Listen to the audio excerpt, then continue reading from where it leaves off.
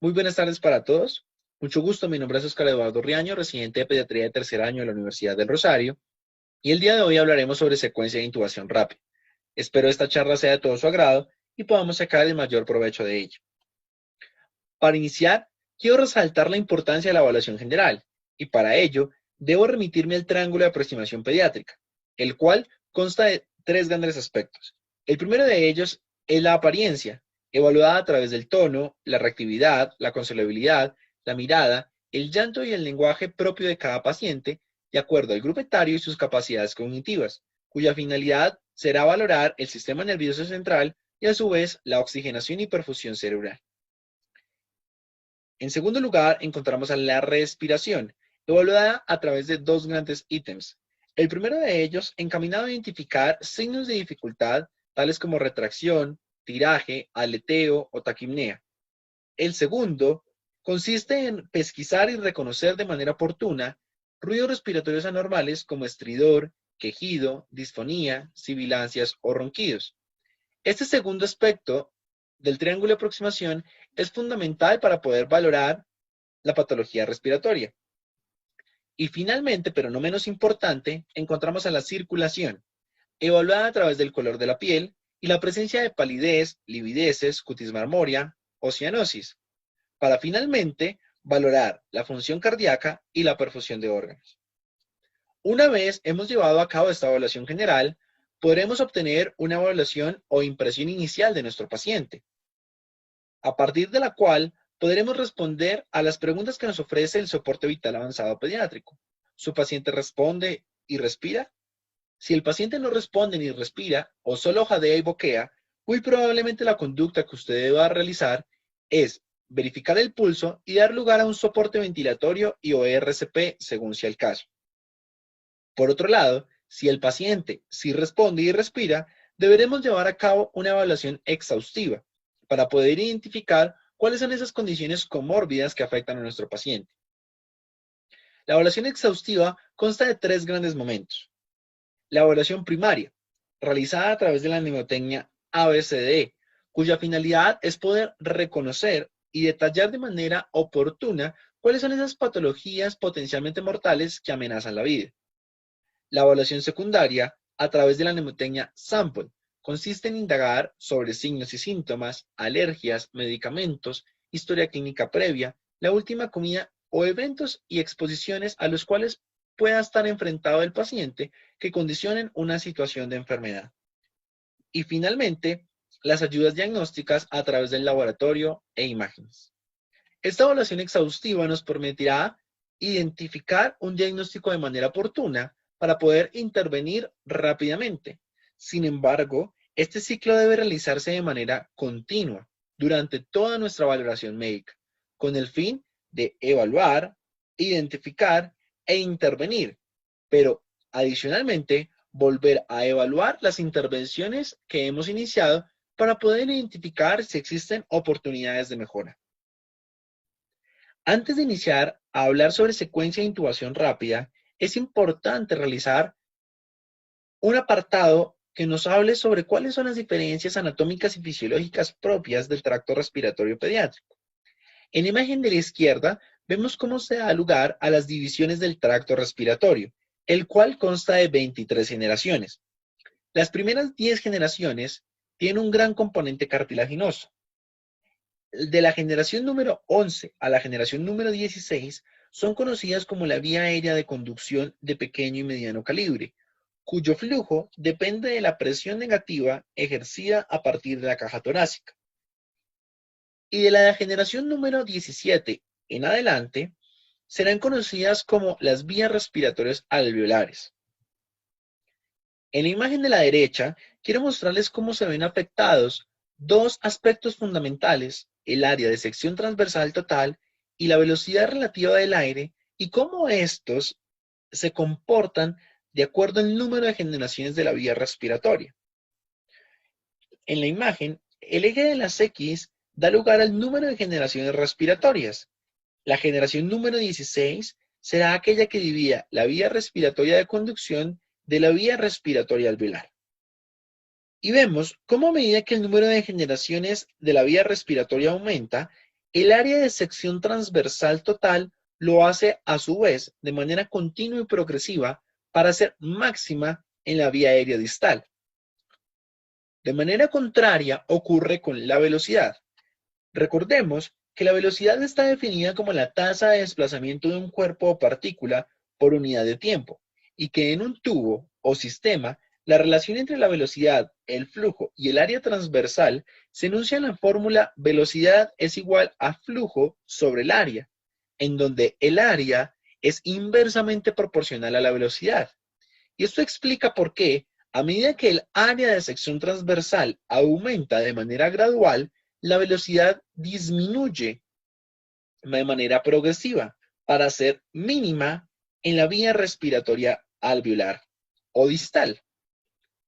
Estas dos características hacen que la vía respiratoria alveolar y a nivel de los sacos alveolares se pueda realizar el mayor objetivo del tracto respiratorio, intercambio de oxígeno y CO2. Esta gráfica de la izquierda engloba un poco lo que hemos hablado hasta el momento. Encontramos que las primeras 16 generaciones son conocidas como la zona de conducción o espacio muerto anatómico. Y de la generación número 17 en adelante, encontramos la zona respiratoria o de intercambio gaseoso. A su vez, nos muestra cómo a medida que el número de generaciones aumenta de manera progresiva, el número de tubos en cada rama también lo hace de forma continua y exponencial, reflejando el incremento en el área de sección transversal total, para llegar a obtener incluso 8 por 10 a la 6 sacos alveolares en la vía aérea distal. El paciente pediátrico tiene unas características importantes en la vía aérea que hacen que sea diferente a la del adulto. Por ejemplo, la vía traqueobronquial es mucho más pequeña. Recordemos que el sistema respiratorio está en continuo desarrollo, maduración y crecimiento hasta los 8 años de edad. Hay publicaciones que describen que el crecimiento puede ser tan alto como el 300% en la vida postnatal. Adicionalmente, tienen menor desarrollo de cartílago, mayor cantidad de glándulas mucosas. El aparato mucociliar está menos desarrollado. Las fibras musculares son mucho más sensibles y reactivas a cuerpos extraños. Hay mayor tejido elástico que hace que la vía aérea sea más complaciente y menor ventilación colateral. Estas características favorecen el colapso dinámico de la vía aérea. ¿Por qué existe menor ventilación colateral? Recordemos que existen tres estructuras fundamentales: los canales de Martin, señalados en azul, los canales de Lambert, en verde, y los poros de Kohn, en rojo. Estas estructuras permiten que cuando yo tenga un alvéolo colapsado, exista flujo de características interdependientes, en donde el flujo va a migrar a través de estas estructuras para favorecer el reclutamiento de estructuras previamente colapsadas. Antes de los 6 años de edad, la ventilación colateral es casi inexistente. Sin embargo, a partir de los 3 a los 4 años de edad, hay un incremento gradual en el número y en el tamaño de estas estructuras. Y es por ello que los pacientes menores de 4 años de edad son más susceptibles al desarrollo de atelectasias. A su vez, existen otras características importantes que hacen que el paciente pediátrico sea más susceptible. Los orificios nasales tienen un menor tamaño y, por tanto, tienen mayor riesgo de obstrucción por moco y conducir rápidamente a un síndrome de dificultad respiratoria, especialmente en los menores de 6 meses de edad considerados respiradores nasales obligados. Publicaciones refieren que la resistencia en la vía aérea puede ser tan alta como el 45% a nivel de la nariz. Por otro lado, si tenemos en cuenta la cavidad orofaringea, la lengua es más grande y ancha en relación con el maxilar inferior. Ocupa completamente la cavidad oral y puede rápidamente causar obstrucción en la vía aérea de manera muy fácil, especialmente en el lactante menor, considerándose la principal causa de obstrucción de la vía aérea.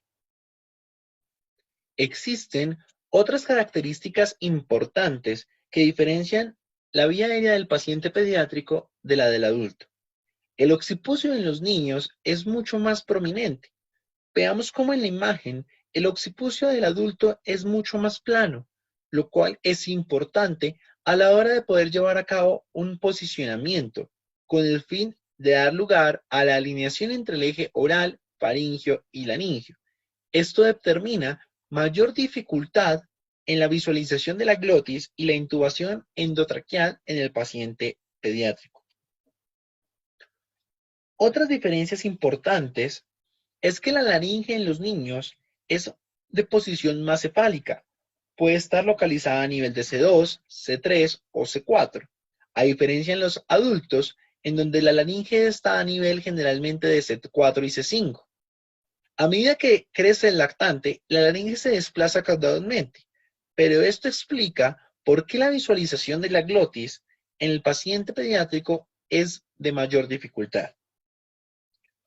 Otra diferencia importante es que en los niños la epiglotis es más larga, rígida y con forma de U o V, y el ángulo que forma con el pared anterior de la faringe es de alrededor de 45 grados.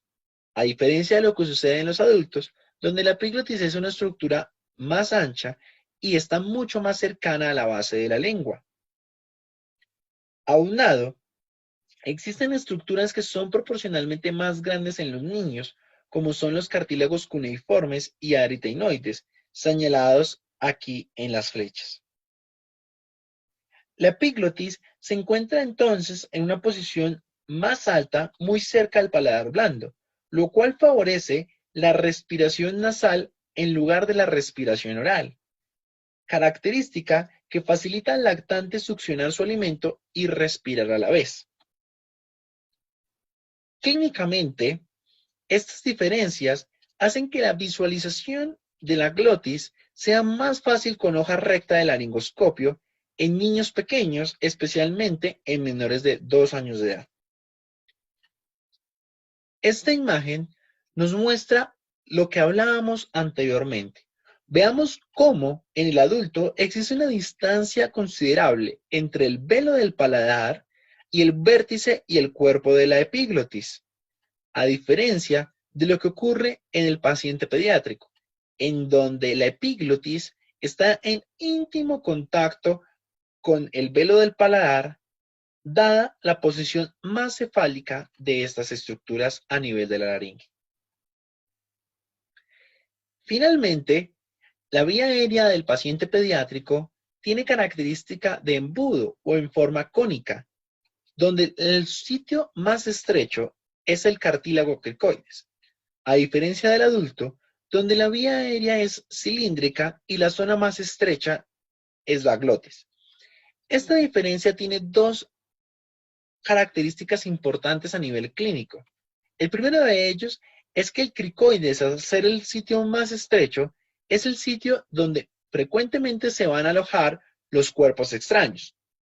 Y en segundo lugar, hay algunos autores que dicen que la intubación sin balón debería realizarse en aquellos menores de 8 años de edad por la característica de embudo o de conicidad de su vía aérea, puesto que ésta permite que se haga un adecuado sello, evitando la aspiración o la fuga de aire. Por otro lado, es importante resaltar que el peso y la talla son los determinantes en el tamaño de la vía aérea y no el género. Vemos cómo en esta gráfica de la izquierda, a medida que la edad del niño se va haciendo mayor, el diámetro interno y longitud de la vía aérea también lo hace de manera continua. Y es por ello que a menor edad el niño es más susceptible a generar obstrucción con menor cantidad de moco, al tener una vía aérea más pequeña y por ende favorecer la resistencia al flujo. La dirección de la tráquea en el paciente pediátrico con respecto a la del adulto también es completamente diferente. La localización de la tráquea en el paciente pediátrico es caudal y posterior, a diferencia de la del adulto, que es medial y recta. Consecuentemente, en el niño, la aplicación en el cartílago cricoides de una presión es más efectiva y mejora la visualización de la glotis. Otra gran diferencia es que en los niños los cartílagos son menos evidentes a nivel de la tráquea, por la mayor cantidad de agua que existe a nivel tisular, aunado a que la carina es mucho más ancha. Estas características, sumadas a las previamente nombradas, hacen que la vía aérea del paciente pediátrico tienda al colapso. Y finalmente, la distancia entre la carina y las cuerdas vocales es solo de 4 a 5 centímetros, por lo que se debe tener extremo cuidado al fijar el tubo traqueal, ya que la punta de este puede moverse alrededor de 2 centímetros al flexionar o extender la cabeza, lo que pudiera ocasionar la salida del tubo de la tráquea, o sea, la extubación, o el avance hacia el bronquio derecho, una intubación selectiva. Existen, a su vez, diferencias importantes fisiológicas entre el paciente pediátrico y el adulto. Los niños tienen baja reserva de oxígeno, escasa tolerancia a la apnea, mayor incidencia de laringo y broncoespasmo por manipulación, la vía aérea es inmadura, elástica y con tendencia al colapso. Los músculos respiratorios son menos desarrollados y por tanto son más vulnerables a la fatiga, hay mayor riesgo de bradicardia por manipulación de la vía aérea y el concepto de volumen corriente y volumen de cierre ocurren a un mismo nivel. En niños, el grosor de la pared es el 30% total en la vía aérea pequeña, comparado con tan solo un 15% en el adulto. La mucosa traqueobronquial es más laxa y vascularizada, favoreciendo un mayor grado de inflamación, reactividad y producción de moco. En la imagen de la izquierda vemos un corte transversal de la tráquea, en un niño y en un adulto, en una condición normal y en una condición donde existe un edema de 1 milímetro de la pared, en donde tan solo el edema de la pared en el niño puede disminuir la luz en hasta un 64% versus un 35% en el adulto. Esto pudiese explicarse por la ley de Poisson. Recordemos que la resistencia es directamente proporcional a la viscosidad por la longitud e inversamente proporcional al radio elevado a la cuarta potencia. Esto determina por qué el radio es uno de los factores que más condicionan la resistencia, puesto que tan solo la disminución del radio a la mitad puede elevar 16 veces la resistencia en el mismo sistema. Por otro lado, el consumo de oxígeno y la tasa metabólica en los niños es diferente a la de los adultos, siendo más alta, con mayor demanda de oxígeno, a un grupo etario menor. En recién nacidos puede ser tan alta como de 6 a 8 mililitros kilominuto, en lactantes de 3 a 4 mililitros kilominuto y en adultos de 2 a 3 mililitros por kilominuto. A su vez, el diafragma y los músculos intercostales del recién nacido y el lactante son pobres en miofibrillas tipo 1, las cuales permiten movimientos repetitivos sin fatiga, por lo que cualquier condición que aumente el trabajo ventilatorio puede generar rápidamente fatiga muscular. A su vez, el ángulo de inserción del diafragma en el abdomen es más agudo en los niños pequeños versus niños mayores, lo que reduce la eficiencia ventilatoria durante su contracción. Finalmente, el abdomen en el lactante es más prominente, el cual presiona en dirección cefálica al diafragma por debajo de su curvatura ideal de contracción. Todos estos aspectos predisponen al paciente pediátrico a desarrollar fatiga muscular rápida y falla respiratoria. Otro concepto importante es la capacidad de cierre, entendida como el volumen por debajo del cual la vía aérea tiende al colapso. Para ello, es relevante entender que en los niños la respiración del volumen corriente se produce al mismo volumen o nivel que el volumen de cierre. En la imagen de la izquierda está graficada la capacidad pulmonar total en niños y adultos. Podemos observar cómo el volumen tidal en los niños ocurre al mismo nivel que el volumen de cierre. Clínicamente este concepto explica por qué los niños durante la respiración espontánea a volumen corriente pueden presentar colapso de la vía aérea, a diferencia de lo ocurrido en los adultos, en donde el volumen corriente está por encima del volumen de cierre. y este solo será alcanzado posterior a la exhalación del volumen de reserva expiratorio, concluyendo de esta manera que la capacidad de cierre es mayor a la capacidad residual funcional en los niños. Otra forma de entender este concepto es que para alcanzar el volumen de cierre, los niños deberían exhalar aproximadamente un 40% de la capacidad pulmonar total, incluso sin lograr alcanzar el volumen de reserva expiratorio, a diferencia de los adultos, donde el volumen de cierre será alcanzado luego de exhalar aproximadamente el 70% de la capacidad pulmonar total. Este concepto explica por qué los adultos tienen y toleran tiempos expiratorios más prolongados. Finalmente, concluimos que, dadas las diferencias de la capacidad de cierre en niños, la vía aérea tiende al colapso, efecto exacerbado por soporte cartilaginoso inadecuado e inmaduro, dando lugar y resaltando la importancia de la presión positiva al final de la aspiración, necesaria para prevenir el cierre de la vía aérea. Para iniciar a hablar sobre la secuencia de intubación rápida, es importante reconocer que se define como un proceso coordinado y secuencial de preparación, sedación y parálisis para facilitar y asegurar una intubación traqueal de emergencia. Es el método de elección en intubación de emergencia en pacientes que tienen diferentes niveles de conciencia y se supone que tienen el estómago lleno, con el fin de garantizar la vía aérea en pacientes críticamente enfermos, limitando el daño, disminuyendo la posibilidad de presentar complicaciones como hipoxemia, broncoaspiración, aumento de la presión intracraneana o intraocular, trauma local, neumotórax o neumomediastino, lesión de la vía aérea, intubación esofágica e incluso la muerte.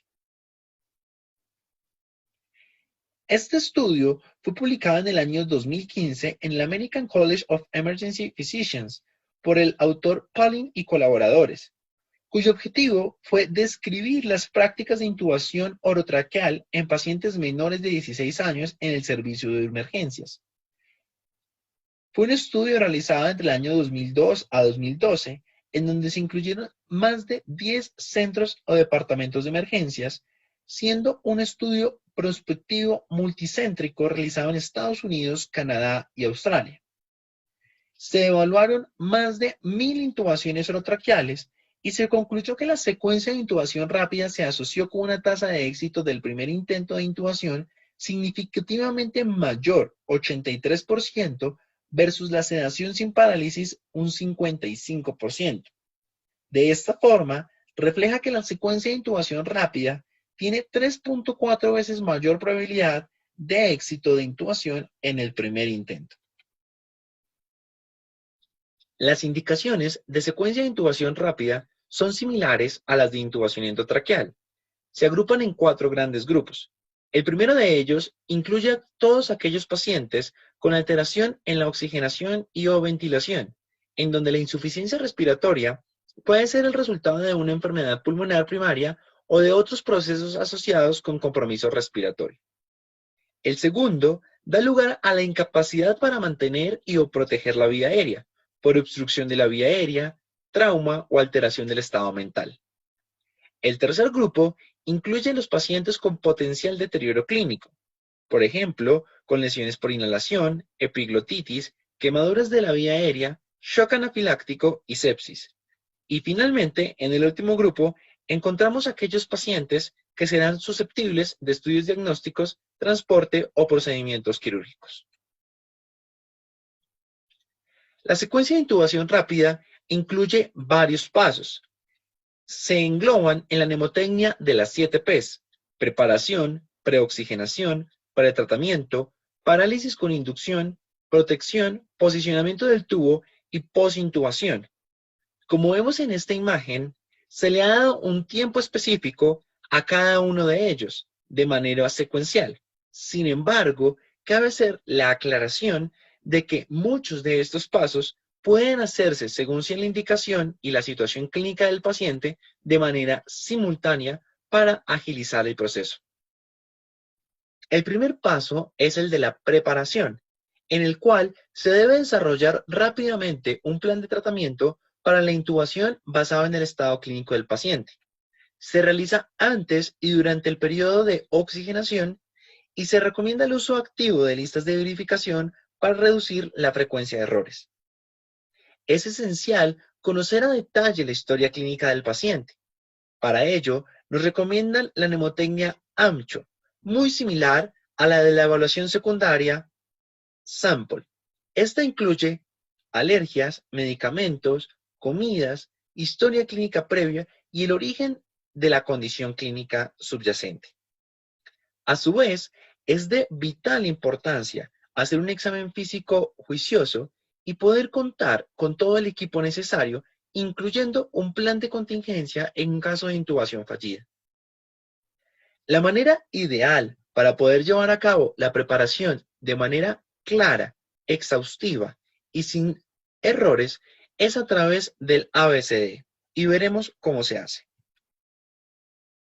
Recordemos que la A de la vía aérea incluye evaluar la permeabilidad y es por ello que durante este paso debemos descartar cualquier anomalía o causa de obstrucción de la vía aérea, tales como tumores, infecciones, cuerpos extraños y o hemorragias. A su vez, es de vital importancia la clasificación de la vía aérea, teniendo en cuenta los antecedentes de intubación difícil y o enfermedades que alteren la vía aérea, sean congénitas, adquiridas o traumáticas. Una publicación de la Revista Chilena de Medicina Intensiva para el año 2015 nos propone esta clasificación de la vía aérea en niños. La vía aérea inesperada, la cual no tiene predictores de vía aérea difícil, no tiene síntomas de signos de alteración respiratoria y no hay antecedentes de problemas respiratorios recientes. La vía aérea sospechosa es aquella en la cual existe infección respiratoria activa de menos de 15 días de evolución, síntomas y signos de alteración respiratoria, antecedentes de patologías respiratorias como asma, síndrome broncoconstrictivo, inadecuado manejo de secreciones, e antecedentes de intubación traqueal y ventilación mecánica. Y finalmente, la vía aérea anticipada, en la cual alteraciones anatómicas que comprometen estructuras de la vía aérea, tales como el maxilar, la mandíbula, la nariz, el paladar, la lengua, e incluyen también el cuello, el tórax y la apertura oral. Es por ello que la literatura ha tratado de establecer si existen o cuáles serían aquellos predictores de intubación difícil, y hemos llegado a algunos de ellos. Por ejemplo, el síndrome de apnea y hipopnea del sueño con un índice H por encima de 40, una intubación previa difícil, la obesidad, la enfermedad de la columna cervical, el antecedente de radiación en cabeza y cuello y malformaciones congénitas. No hay que dejar de lado que ciertas enfermedades o síndromes frecuentemente afectan la anatomía propia de la vía aérea. Por ejemplo, la secuencia de Pierre-Robin cursa con micrognatia, macroglosia, retroglosia, glosoptisis y paladar hendido. El síndrome de Down cursa con puente nasal deprimido, macroglosia, microcéfalo y anormalidades de la columna cervical. Así como estos, existen una serie de síndromes importantes que durante la etapa pediátrica y durante su vida los hacen vulnerables y de mayor riesgo a una intubación, por ser predictores de intubación difícil. En la evaluación física existen diferentes signos de la vía aérea que van a presentar dificultades a la hora de enfrentarnos a un paciente. En el momento del posicionamiento, contar con un occipucio prominente o deformado, un cuello corto con poca movilidad, serán barreras a la hora de poder lograr la alineación de los tres ejes, el oral, el faringio y el laringio. Anomalías faciales y los traumatismos faciales, incluyendo las quemaduras, será una dificultad importante para la ventilación bolsa-máscara. La boca pequeña, la mandíbula pequeña, el paladar anormal y la lengua grande harán que la laringoscopia, la visualización de la glotis, sea todo un desafío. Y finalmente, signos de obstrucción de la vía aérea superior, tales como ronquera, estridor, babeo o la posición erguida de confort típica de los pacientes con epiglotitis, serán signos y señales importantes para reconocer que habrá o existe el riesgo de dificultad a la hora de la intubación. Adicionalmente, existe la escala Lemon. Esta escala fue diseñada para la valoración de la vía aérea en el paciente traumatizado, la cual tiene la mnemotecnia a partir de sus iniciales. La E es look, examinar.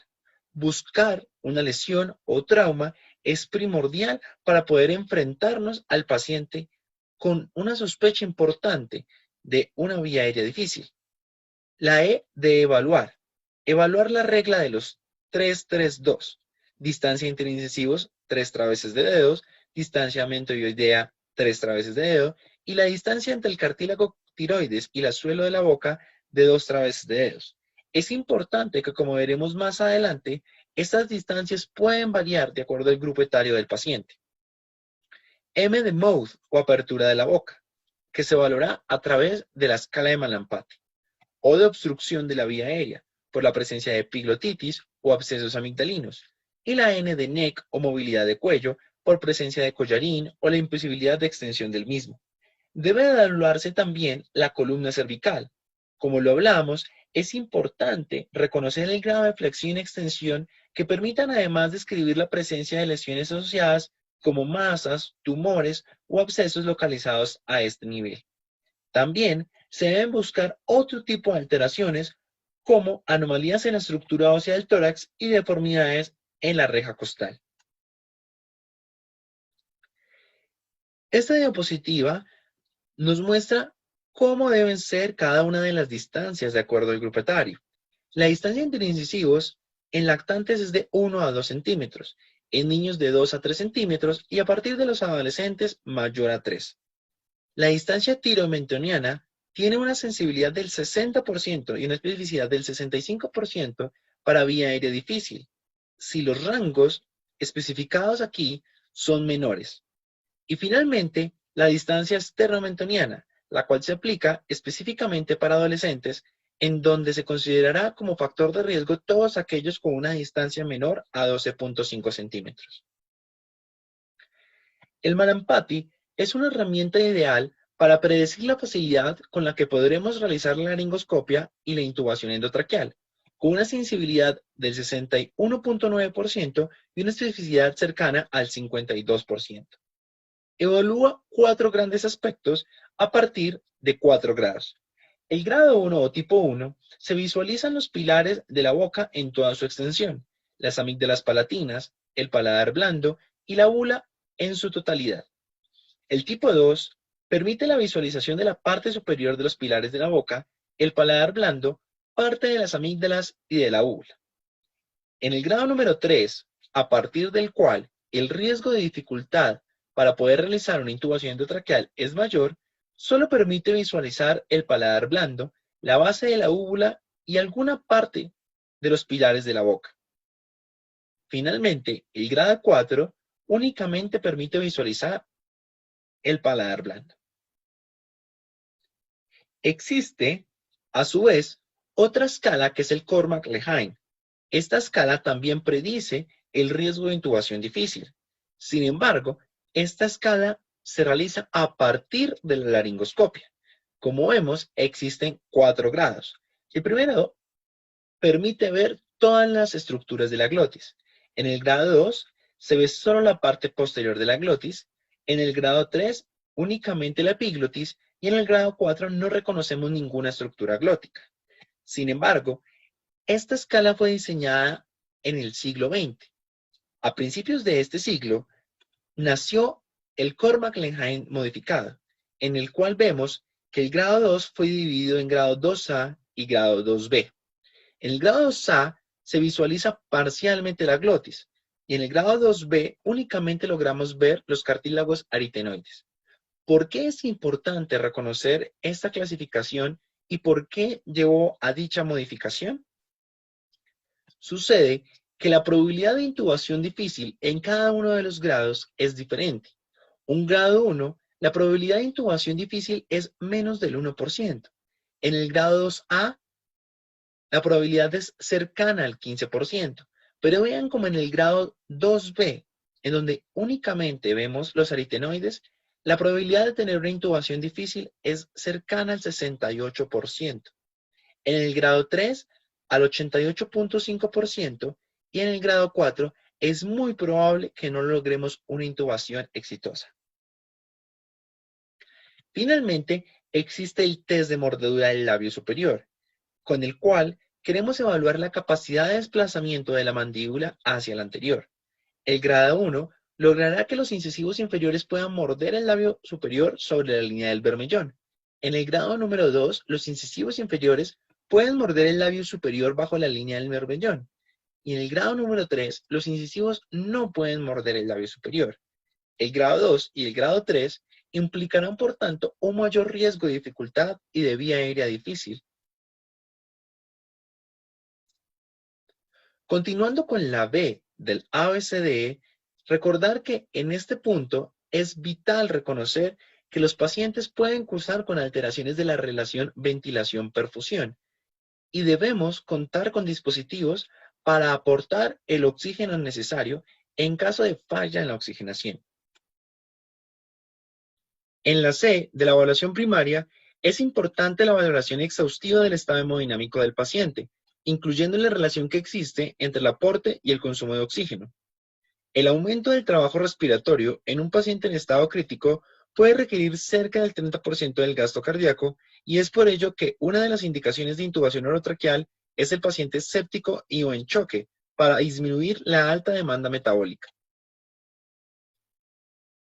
En la D se debe evaluar el estado de conciencia y como parte de este proceso de preparación debemos contar con las herramientas necesarias para asegurar y mantener permeable la vía aérea, así como el manejo adecuado de las secreciones. Finalmente, la E incluye contar con todos los elementos necesarios para poder realizar la protección de la vía aérea en un paciente potencialmente inestable. Por ejemplo, aquellos que han sufrido un trauma cervical, un choque anafiláctico o han sido víctimas de quemaduras térmicas o por cáusticos. Asimismo, se debe contar con cada una de las herramientas necesarias para llevar a cabo la secuencia de intubación rápida, a partir de la mnemotecnia SOFAMI, succión, oxígeno, fármacos, vía aérea, elementos de monitorización, incluyendo el CO2 expirado, el personal asistencial y los accesos venosos para la administración de medicamentos. La sonda y el succionador son elementos fundamentales para poder realizar una secuencia de intubación rápida exitosa. Existen tamaños de sonda desde la número 6 a la número 14, dependiendo del grupo etario al cual nos enfrentemos. Permitirán el adecuado manejo de las secreciones y de esta forma mejorarán y permitirán una adecuada visualización de la glotis. Otro elemento importante son las máscaras faciales, las cuales permiten la ventilación y oxigenación del paciente. Pueden utilizarse solas o con cánula naso-urofaringea. Existen en forma anatómica, a disposición de hoja o en forma redonda. Lo importante a la hora de elegir el tamaño adecuado es que no queden muy pequeñas ni queden muy grandes. Para ello, deben cubrir desde el mentón hasta el puente de la nariz. Es igualmente importante el adecuado posicionamiento de la máscara facial, y es para ello que debemos remitirnos a la maniobra de la C y la E. Estas imágenes son tomadas de la reanimación neonatal en la 7ª edición, publicadas por la AJA y la Academia Americana de Pediatría en el año 2016. Y vemos cómo el reanimador, en este caso neonatal, con sus primeros 2 dedos, hace un adecuado sello de la máscara facial a través de la maniobra de la C. Y con los 3 dedos restantes, hace una pequeña tracción de la mandíbula, realizando la maniobra de la E, facilitando la alineación del eje oral, facial y laríngeo. Asimismo, existe la técnica de las 2 manos con tracción mandibular. Esta técnica puede reservarse para casos en donde la ventilación obtenga mayor dificultad, en donde el reanimador inicial o principal se ubica a la cabecera del paciente y realiza la maniobra de la C y la E con ambas manos, y un reanimador secundario se localizará de manera lateral y administrará la ventilación, en este caso a través de un NEPUF, Sin embargo, también podrá realizarse a través de dispositivos como la bolsa válvula mascarilla. Otros elementos importantes dentro de la secuencia de intubación rápida son las cánulas orofaringeas, las cuales son dispositivos diseñados para corregir la obstrucción que produce la lengua cuando ésta se desplaza hacia la pared posterior de la faringe. Existen indicaciones diversas para su uso, dentro de las cuales cabe reseñar: facilitar la ventilación con máscara facial en pacientes con obstrucción de la vía aérea superior; facilitar la ventilación espontánea en pacientes con sedación o en la fase de recuperación de la anestesia; evitar la mordedura de la lengua en pacientes neurológicos en crisis ictales o con otras alteraciones del estado de la conciencia; favorecer el manejo de las secreciones orofaringeas en pacientes no colaboradores; y finalmente, mantener permeable la vía aérea superior en pacientes con hipotonía muscular, deterioro neurológico o con falla de coordinación orofaringea. Para hallar el tamaño correcto de este dispositivo, debe colocarse su extremo distal en el ángulo de la mandíbula y el extremo proximal debe coincidir exactamente con la comisura labial del paciente, tal cual lo demuestra esta imagen. Otros dispositivos similares a los previos son las cánulas nasofaringeas, las cuales son mejor toleradas por el paciente cuando recuperan su nivel de conciencia, permitiendo permanecer más tiempo insertadas en la vía aérea. El tamaño de este tipo de cánulas se obtiene a partir de la medición que existe entre la punta de la nariz y el trago del paciente. Dentro de la secuencia de intubación rápida, es imprescindible contar con un plan de contingencia en caso de intubación fallida o vía aérea difícil. Para ello, contamos con dispositivos supraglóticos que permiten asegurar la vía aérea, tales como la máscara laringea, los cuales comparten la gran ventaja de requerir menor entrenamiento para su adecuada posición. Existen diversos tamaños de acuerdo al grupo etario, cuyo balón debe ser insuflado con la cantidad de aire propuesta por el comerciante, la cual está descrita en el mismo dispositivo. En conclusión, la gran indicación del uso de dispositivos supraglóticos, tales como la máscara laringea, es aquel paciente en donde la ventilación y la intubación son difíciles. Un dispositivo alternativo es la máscara AirQ, la cual es similar a la máscara laringea, pero tiene como ventaja adicional que permite la intubación traqueal a ciegas al poder introducir un tubo orotraqueal a través del orificio que posee. Y finalmente, el tubo laringio o convitubo, el cual consta de dos balones. El primero de ellos ubicado a nivel esofágico para evitar la regurgitación y el segundo a nivel orotraqueal evitando el escape de volumen. Comparte a su vez las ventajas descritas previamente para los dispositivos supraglóticos. El tamaño depende del peso y la talla propio de cada paciente en relación con el grupo etario. Un elemento importante e indispensable para poder llevar a cabo la secuencia de intubación rápida es el laringoscopio. Existen dos tipos de hojas para poder visualizar la glotis. La hoja Miller, o también conocida como hoja recta, permite pisar la epiglotis y exponer la abertura de la glotis. Teniendo en cuenta las diferencias anatómicas propias de la vía aérea de los niños, algunos autores recomiendan su uso incluso hasta los 6 años de edad. Sin embargo, otra corriente de autores indica su uso preferiblemente en menores de 2 años. La hoja Macintosh u hoja curva se aloja a nivel de la bayécula y permite el desplazamiento anterior de la lengua exponiendo la glotis. Por lo anterior, es de elección en el paciente mayor. Existen diferentes tamaños de hoja, desde la número 0 hasta la número 3, de acuerdo al grupo etario. Así como lo nombraremos en la característica y en las recomendaciones al momento de la elección del tubo orotraqueal, es primordial contar con el tamaño de hoja apropiado para su edad, pero a su vez, el tamaño siguiente y o previo en caso de ser necesario para obtener una mejor visualización de las estructuras glóticas.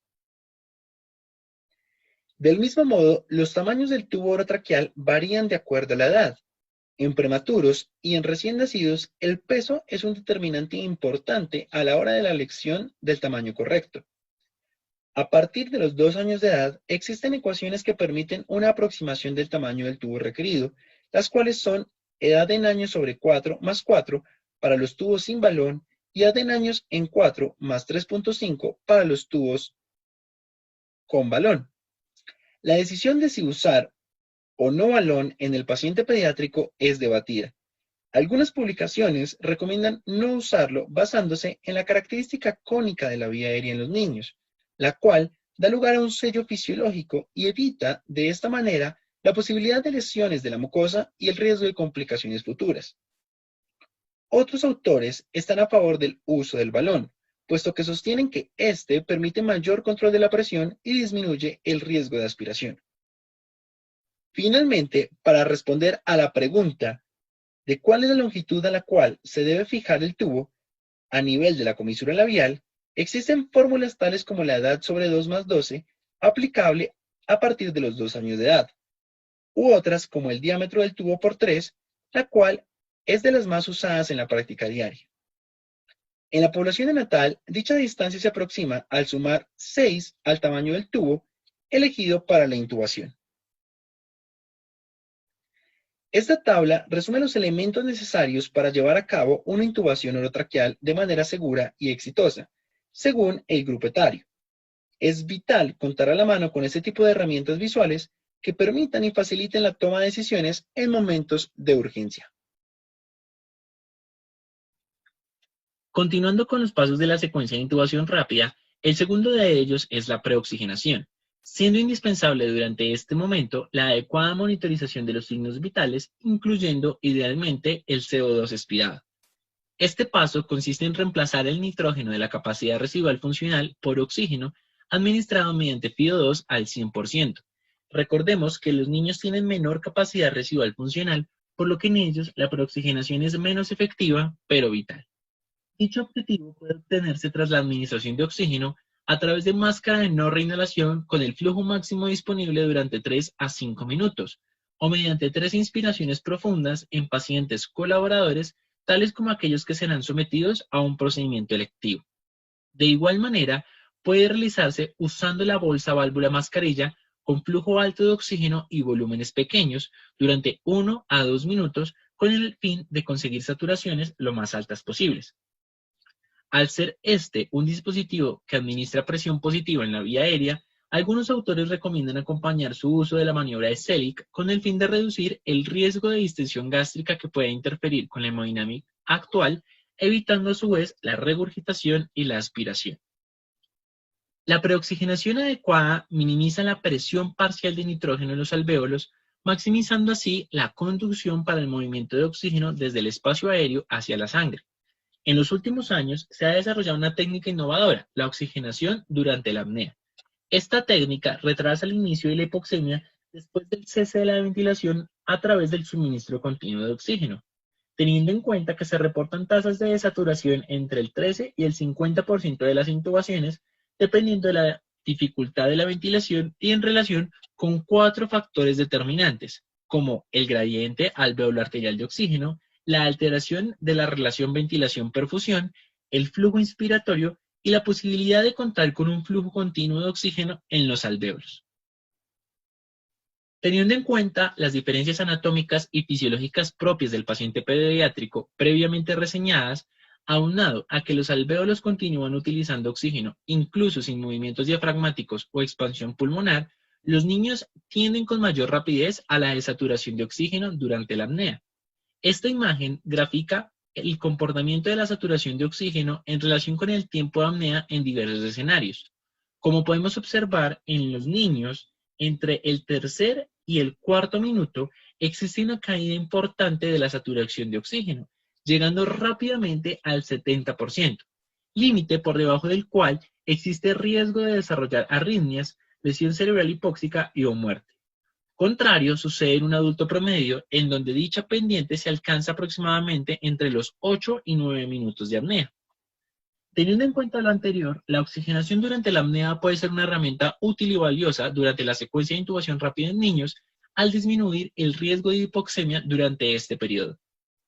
Sin embargo, existe controversia con respecto a su utilidad. En un trabajo realizado en el 2019, en donde se evaluó la oxigenación durante la apnea como una intervención de mejora en la UCI pediátrica, se concluyó que la implementación de la oxigenación amniótica fue factible y se asoció con una reducción significativa en la desaturación de oxígeno moderada y severa, considerando su uso en niños en estado crítico.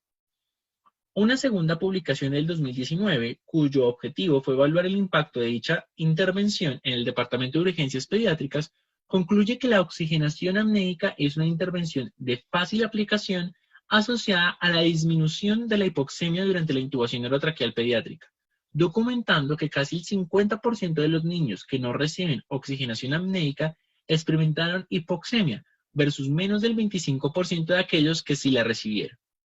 Por otro lado, en un manuscrito del 2019, no se encontró asociación entre el uso de oxigenación amniótica y un menor riesgo de desaturación durante la secuencia de intubación rápida. Esto demuestra que la eficacia de la oxigenación amniótica en la intubación de pacientes críticamente enfermos está en debate, particularmente en pacientes con enfermedad pulmonar del espacio aéreo y vía aérea difícil. En abril de este año, Scott y colaboradores publican en Pediatric Anesthesiology unas consideraciones sobre la oxigenación durante la apnea. En primer lugar, el flujo alto versus el flujo bajo no ha demostrado diferencia significativa en el tiempo hasta la desaturación.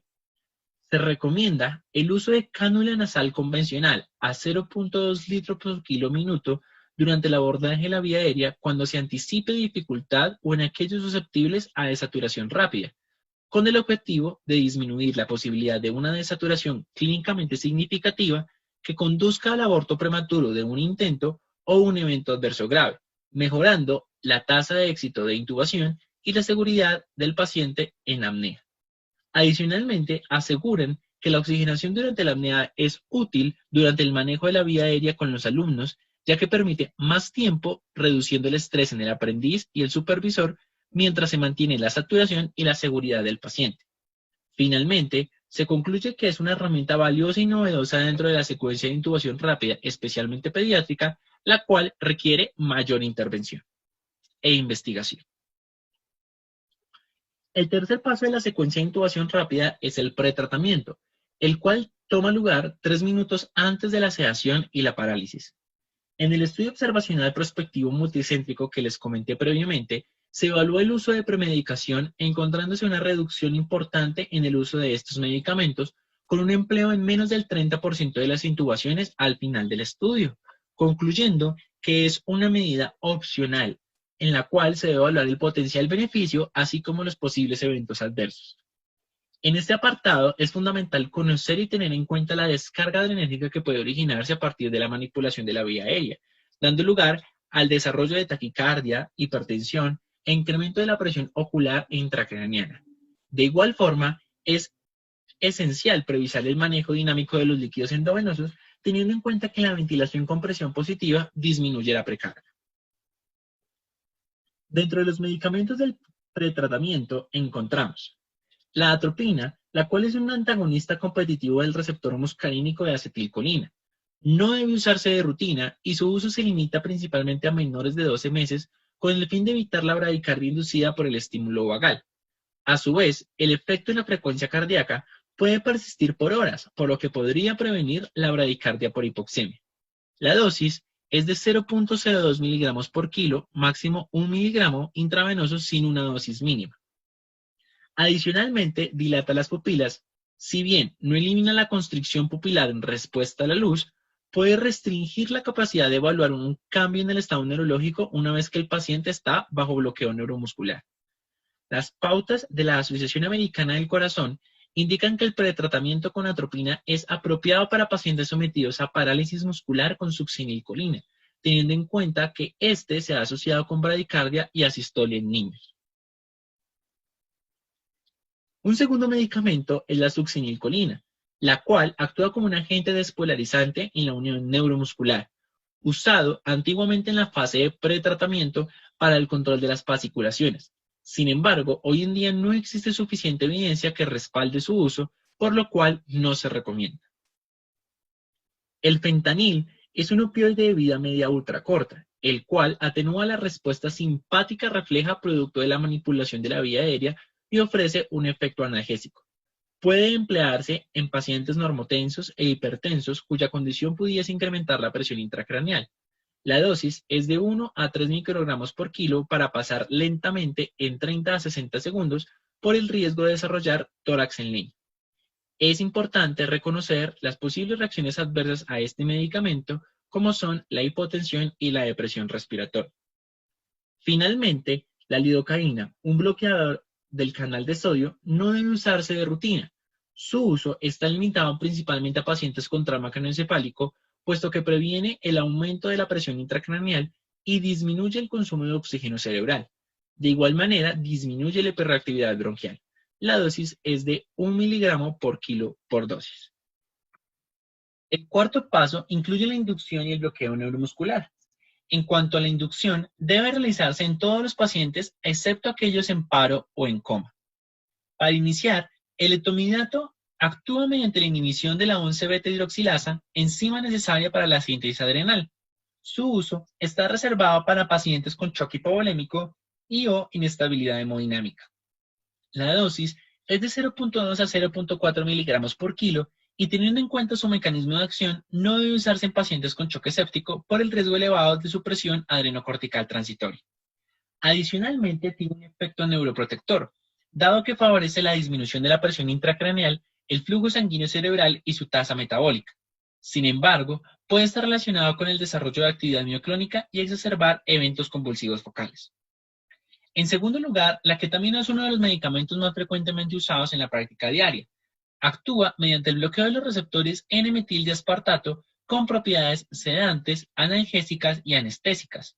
A su vez, preserva los reflejos protectores de la vía aérea y produce liberación endógena de catecolaminas sin causar supresión adrenocortical.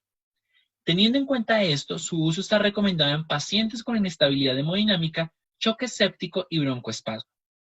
Adicionalmente, basado en estudios en adultos con evidencia débil, se planteaba que la ketamina podría elevar la presión intracraneal. Sin embargo, teniendo en cuenta la pobre evidencia disponible al respecto, su uso se contempla en pacientes con trauma craneoencefálico con normo o hipotensión.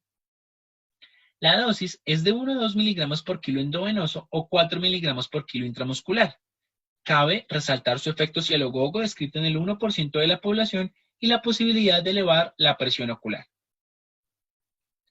Otro medicamento de uso común en la secuencia de intubación rápida es el midazolam, el cual incrementa la actividad del GABA al facilitar su unión con el receptor. Teniendo en cuenta los efectos adversos propios de este medicamento, tales como la depresión respiratoria y miocárdica, la apnea y su efecto sobre la resistencia vascular sistémica, su uso está recomendado en pacientes con estabilidad hemodinámica. Adicionalmente, dado su mecanismo de acción, está indicado en estatus epiléptico. Una ventaja que ofrece el midazolam es la diversidad en la vía de administración, ya sea intravenosa, intranasal o intramuscular, de acuerdo a la condición clínica actual. El tiopental potencia el efecto del GABA favoreciendo la hiperpolarización neuronal con mayor entrada de cloro a la célula. Brinda un efecto neuroprotector y su uso se limita a pacientes hemodinámicamente estables, puesto que está asociado con reducción de la resistencia vascular sistémica, depresión miocárdica y broncoespasmo. Finalmente, el propofol, un sedante hipnótico de acción ultracorta, se une al complejo GABA aumentando la conductancia del cloro. Sus indicaciones y recomendaciones de uso son similares a las precisadas con el tiopental, incluyendo el estatus epiléptico. Está contraindicado en pacientes con alergia a la soya y al huevo y en dosis bajas tiene propiedades antieméticas. Esta tabla resume varios aspectos fundamentales de algunos de los medicamentos previamente reseñados, incluyendo la dosis, el tiempo de inicio de acción, la vida media y la duración del efecto. Reconocer cada uno de estos aspectos farmacocinéticos es esencial dentro de la práctica clínica, puesto que permite tomar decisiones prudentes en el momento de la elección del medicamento ideal junto con el momento oportuno de su administración. La parálisis o el bloqueo neuromuscular brindan las condiciones óptimas para la realización de la laringoscopia, logrando la intubación orotraqueal con éxito en el menor tiempo posible. En este paso contamos con dos grupos de medicamentos. El primero de ellos incluye los agentes despolarizantes en donde la succinilcolina es el medicamento por excelencia de este grupo, la cual actúa como análogo de la acetilcolina en los receptores postsinápticos de la placa motora, generando una estimulación continua a este nivel. Inicialmente, tras dicha estimulación, se producen fasciculaciones transitorias seguidas posteriormente de la parálisis muscular. La dosis varía de acuerdo al grupo etario y la vía de administración, siendo incluso el doble cuando se administra de manera intramuscular. Tiene un rápido inicio de acción, entre 30 y 60 segundos, posterior a su administración, así como una acción de corta duración, tan solo 4 a 6 minutos. Es esencial conocer las contraindicaciones para su uso, tales como la lesión por aplastamiento extensa con rhabdomiólisis, la enfermedad crónica del músculo esquelético, la enfermedad neuromuscular denervante, 48 a 72 horas después de una quemadura o trauma múltiple, pacientes con antecedentes o que cursen con hipertermia maligna y aquellos con hipercalemia preexistente. Por otro lado, están los agentes no despolarizantes, quienes inducen parálisis muscular por antagonismo competitivo en el receptor colinérgico nicotínico. Cabe resaltar que no existe superioridad entre los relajantes musculares. Dentro de este grupo disponemos de rocuronio, becuronio y cisatracurio, los cuales tienen un inicio de acción alrededor de los 2 minutos y como propiedad farmacocinética diferente y llamativa versus la succinilcolina, tienen un tiempo de acción más largo, incluso de hasta 90 minutos. Este aspecto ofrece una ventaja clínica de los agentes no despolarizantes sobre la succinilcolina, puesto que esta última, al tener un tiempo de acción corto, puede llegar a requerir dosis adicionales, con el riesgo de desarrollar eventos adversos. El cisatracurio, a diferencia del rocuronio y el becuronio, tiene un metabolismo por eliminación de Hoffman, es decir, a través de esteracias plasmáticas y tisulares, lo cual lo posiciona como el medicamento de elección en pacientes con función hepática deteriorada. El quinto paso es primordial para favorecer la laringoscopia y la visualización de la glotis. Incluye la protección de la vía aérea y su adecuado posicionamiento, permitiendo la alineación entre los ejes oral, faringio y laringio. En pacientes con trauma se recomienda mantener la inmovilización manual de la columna cervical durante la intubación en miras de evitar posibles lesiones adicionales. En caso de no existir lesión a este nivel, se aconseja adoptar la posición de olfateo, de modo que el canal auditivo externo esté anterior al hombro y la boca y la nariz apunten hacia el techo. Adicionalmente, es importante mencionar las maniobras de manipulación laringea externa. Una de ellas es la maniobra de Selig, la cual implica aplicar una presión al cartílago cricoides con el pulgar o el índice con el fin de ocluir el esófago. La presión cricoidea puede ayudar a prevenir la insuflación gástrica durante la ventilación con bolsa válvula mascarilla y se considera opcional para este propósito. En una revisión sistemática de Cochrane del 2015, se evaluó la efectividad y los riesgos de esta maniobra durante la secuencia de intubación rápida, concluyendo que no hay información disponible sobre medidas de resultado clínicamente relevantes. Sin embargo, esta revisión incluyó en gran medida población adulta, limitando sus conclusiones. En pediatría, algunos autores recomiendan su uso fundamentados en las diferencias anatómicas de la vía aérea propias de los pacientes pediátricos. Otro grupo de maniobras son aquellos cuyo objetivo es optimizar la visualización de la glotis.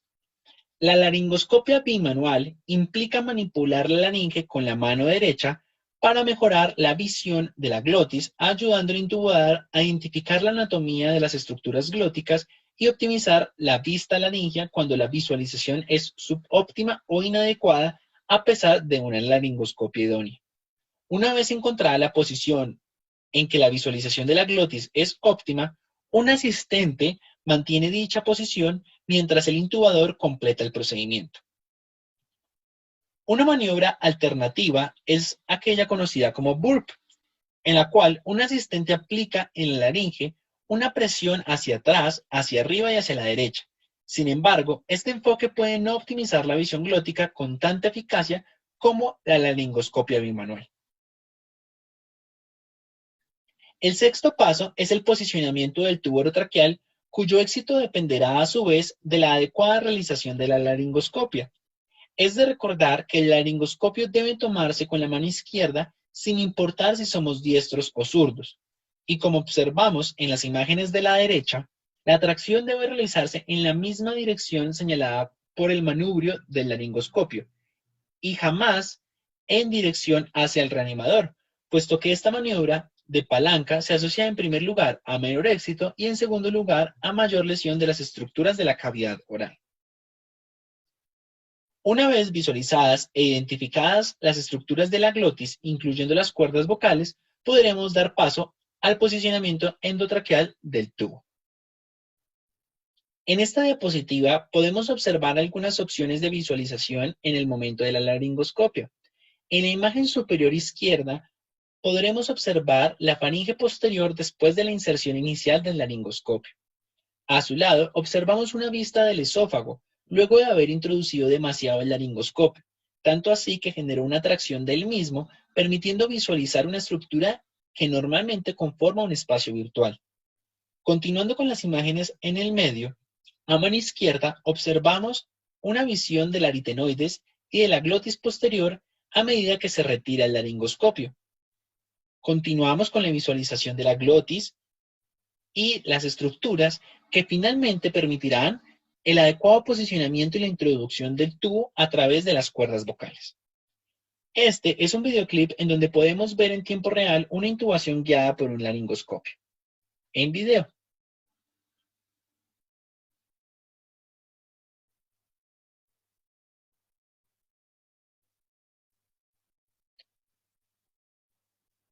Podemos observar cómo el reanimador introduce el laringoscopio por la comisura labial del lado derecho del paciente, tratando de desplazar poco a poco la lengua hasta encontrar la orofaringe y la porción posterior de la misma.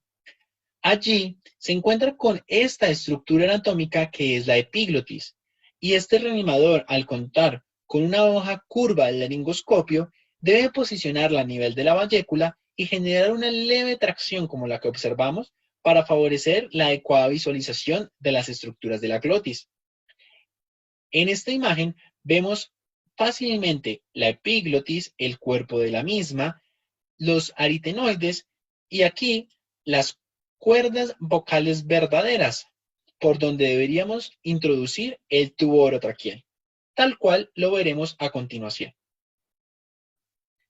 Allí vemos cómo se está introduciendo lentamente el tubo a través de las cuerdas vocales.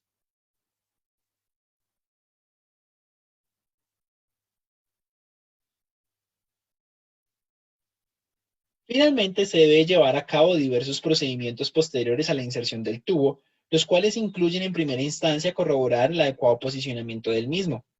Este proceso de corroboración se puede realizar mediante diferentes formas.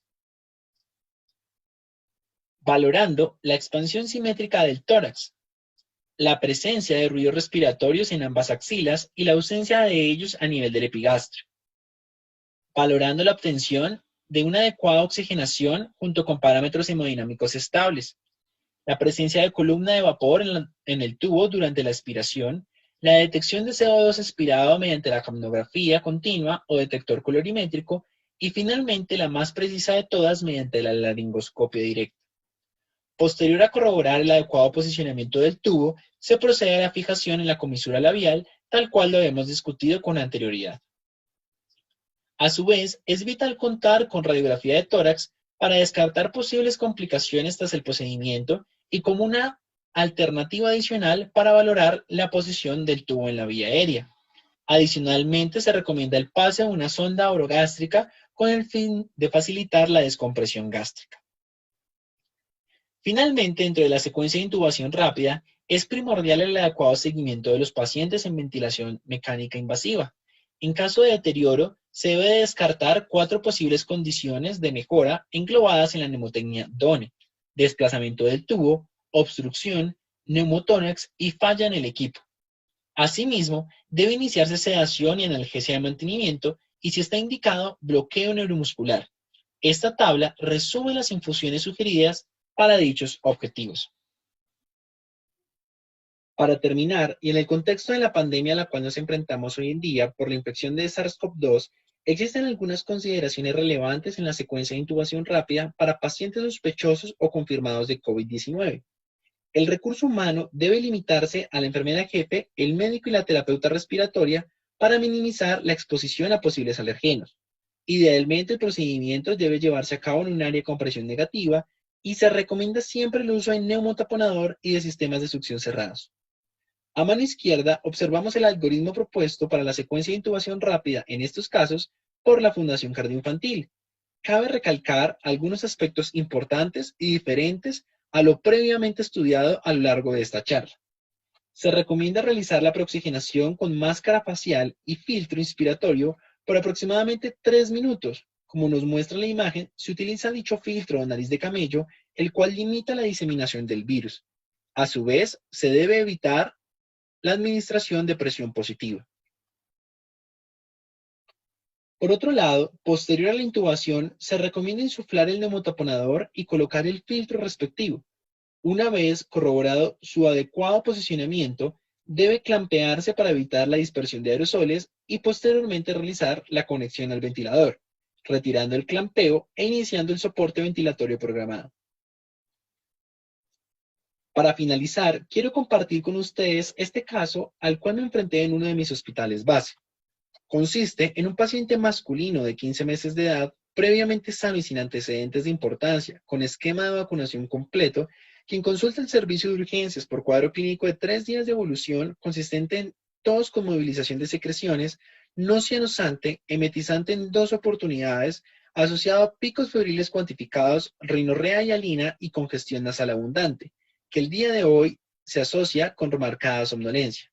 Como noxias de contagio, asiste al jardín y sus padres cursan con rinofaringitis aguda.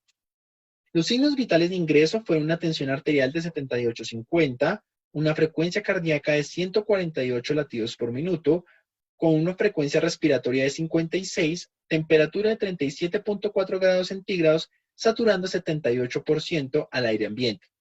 Un peso de 10 kilogramos, talla de 79 centímetros, con una clasificación nutricional de un peso adecuado para la talla y talla adecuada para la edad. La jefe del triage dice: doctor, yo veo a este niño malo, tiene signos de dificultad respiratoria, está cianótico y como dormido. Al examen físico podemos observar un paciente con cianosis peribucal, palidez generalizada, roncos en ambos campos pulmonares y estertores basales, extremidades frías, llenado capilar de 3 segundos, pulsos débiles distales y somnolencia. Como podemos ver en este video, nos enfrentamos a un paciente con un síndrome de dificultad respiratoria severo, dado por disociación tóraco-abdominal que requiere intervención de manera oportuna. Nuestros diagnósticos fueron un paciente con choque séptico de probable origen pulmonar e insuficiencia respiratoria, y las órdenes fueron monitorización continua en sala de reanimación y traslado oportuno a la unidad de cuidado intensivo pediátrico, mantener una vía aérea permeable, administrar oxígeno por máscara de no reinhalación, lograr un acceso venoso, administrar cristaloides en bolo 20 cc por kilo de manera inicial y revalorar continuamente, la administración oportuna dentro de la primera hora de oro del antibiótico y la toma de laboratorios, hemocultivos y radiografía de tórax. Dentro de los resultados obtenidos, contamos con un hemograma con leucocitos en 15.100, predominio de linfocitos, monocitosis, sin alteración en la línea roja ni el conteo plaquetario, una PCR en 22 miligramos decilitro, francamente positiva, azodados dentro de límites normales y un perfil hepático con tiempos de coagulación normales. La radiografía de tórax muestra una opacidad de ocupación alveolar en la base pulmonar izquierda, sin signos de derrame pleural compatibles con una neumonía adquirida en la comunidad. Una vez realizado el abordaje y la estabilización inicial, se procedió a asegurar la vía aérea. Teniendo en cuenta el grupo etario y el peso del paciente, nuestro proceso de preparación incluyó personal limitado a médico, jefe y terapeuta, una sonda número 8 a 10, una hoja de laringoscopio número 1, preferiblemente Miller, un tubo 4 y 4/5 para ser fijado entre 12 y 13.5 centímetros de acuerdo al tubo de elección, y finalmente una máscara laringea entre 1.5 y 2 en caso de una vía aérea difícil. La preoxigenación se realizó con máscara de no reinhalación a 15 litros por minuto. El pretratamiento incluyó fentanil a 2 microgramos por kilo en 30 a 60 segundos y la sedación y la parálisis se realizó a través del uso de ketamina, midazolam y rocuronio. Como podemos observar, la dosis de midazolam administrada en esta oportunidad se encuentra en el límite inferior del rango recomendado. Esto en relación al compromiso sistémico secundario al choque séptico y la posibilidad de deterioro cardiovascular por su impacto sobre la resistencia vascular sistémica. Finalmente, se inició pseudoanalgesia continua con fentanil y ketamina y se trasladó oportunamente a la unidad de cuidado intensivo. Este es uno de los cientos de casos a los cuales nos veremos enfrentados en nuestra práctica clínica, reflejando la importancia de precisar las indicaciones de intubación orotraqueal y de instaurar un proceso coordinado y secuencial de preparación, sedación y parálisis con el fin de garantizar la vía aérea en pacientes críticamente enfermos, limitando el daño. Con esto finalizamos la charla del día de hoy, no sin antes agradecer enormemente por su atención y espero la información compartida sea útil y de gran ayuda para el abordaje clínico de nuestros pacientes.